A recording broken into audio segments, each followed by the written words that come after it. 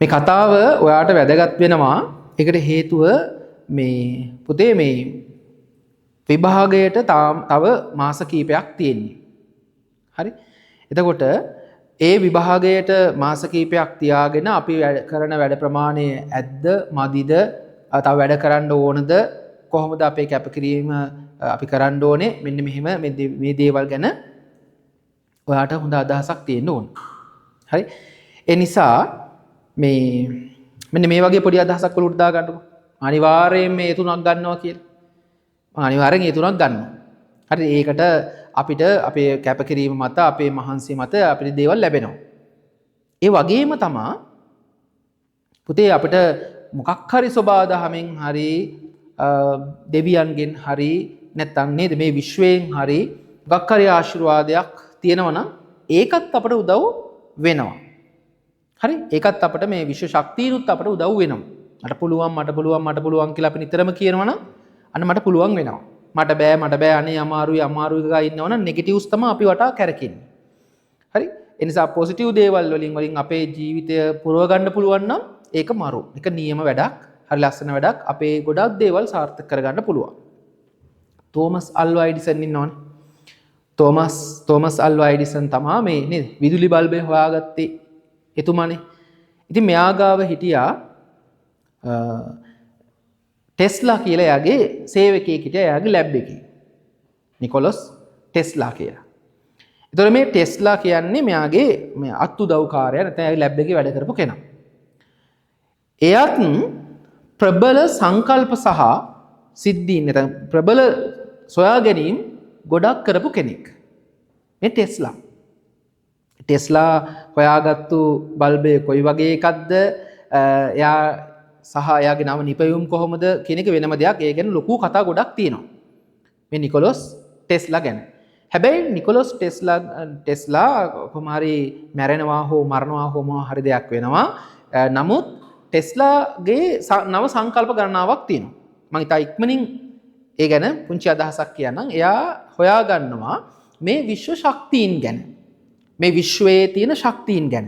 ඒ එකක් තමයි යාගේ මේ 3 කියන සංකල්පය.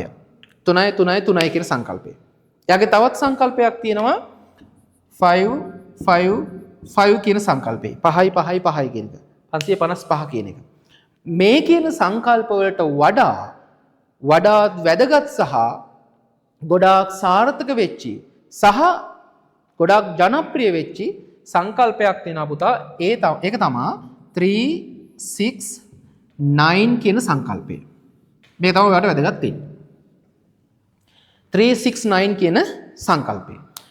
මේක වැදගත් වෙන්නේ කොහොමද ඔයාට? දැන් ඔයා හිතන්නකෝ මම අනිවාර්යයෙන්ම උසස් පෙළ විභාගයට පෙනී ඉඳලා මම අනිවාර්යෙන් A3ක් ගන්නවා. ඔයා කරන විෂයන් තුන අනුව A3ක් ගන්නවා කියලා ඔයා දැන් හිතනවා. ඒ වෙනුවෙන් මහන්සි වෙනවා, බලාපොරොත්තු තියාගෙන ඉන්නවා. ඒ වෙනුවෙන් ඔයා ගොඩාක් වැඩ කරනවා. එතකොට ඔයාට දැන් ඔයා ලස්සන වැඩපිළිවෙලක් හදාගෙන ඔයා වැඩ කරගෙන යන අතරේ ඔයා මෙන්න මෙහෙම කරනවා මේ වැඩේ. උදේ පාන්දර කියලා හිතන්නකෝ. උදේ නැගිටපු ගමන්ම ඔයා 3 වතාවක් ඔයාගේ ප්‍රාර්ථනාව කරන්න ඕන. ඔයාගේ බලාපොරොත්තුව එක්ක ඔයා ලියන්න ඕන. එහෙම නැත්නම් ඒක කියන්න ඕන. මම මගේ විෂයන් තුනට අනිවාර්යෙන් A3ක් ගන්නවා. මම උසස් පෙළ විභාගය අනිවාර්යෙන්ම විශිෂ්ට ලෙස සමත් වෙනවා. මම අනිවාර්යෙන් කැම්පස් යනවා. ඔන්න ওই විදිහට ඔයාට ගැළපෙන විදිහට ඔයාට පහසු විදිහට ඔයා අරමුණක් හදාගෙන ඒක 3 වතාවක් කියනවා උදේ වෙලාවක් හදාගෙන. ඒක 4ට වෙන්න පුළුවන්, 4:00 වෙන්න පුළුවන්, 5 වෙන්න පුළුවන්, 6 වෙන්න පුළුවන්. එක වෙලාවක් තියාගන්න ඕන. ඒක කියනවා. ඒක 3 වතාවක් කියන්න ඕන.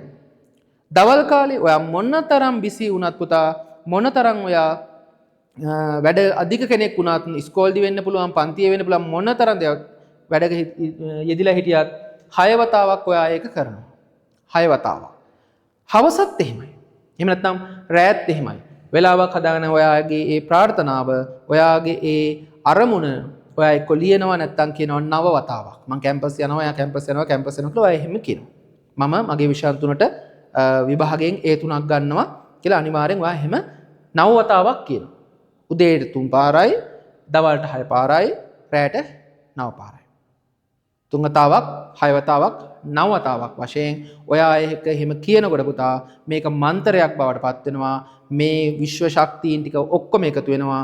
ඔයාගේ හිතේ නැත්තම් ඔයාගේ ඔළුවේ මනසේ හැදෙනවා මේ සුබවාදී අදහස්. අනිවාර්යයෙන්ම ඔයාට ඉලක්කයට යන්න ඒක පහසු වෙනවා. මොකද වෙන්නේ? ඉලක්කයට යන්න ඒක පහසු වෙනවා. ඒ නිසා මෙන්න ටෙස්ලාගේ තියරිය 369 තියරිය එක අනුගමනය කරන්න ඔයා අද ඉඳලා අනිවාර්යයෙන්ම උදේට දවල්ට රැයට 3 වතාවක් 6 වතාවක් සහ 9 වතාවක් කියන්න බැරි නම් ලියන්න ඒක පුරුද්දක් කරගන්න විභාගය එනකම්. හරි? විභාගේ ලියන තුරු ඒ වැඩේ කරන්න අනිවාර්යයෙන්ම ඔයාට ප්‍රතිඵලයක් ලබා ගන්න පුළුවන් වෙනවා.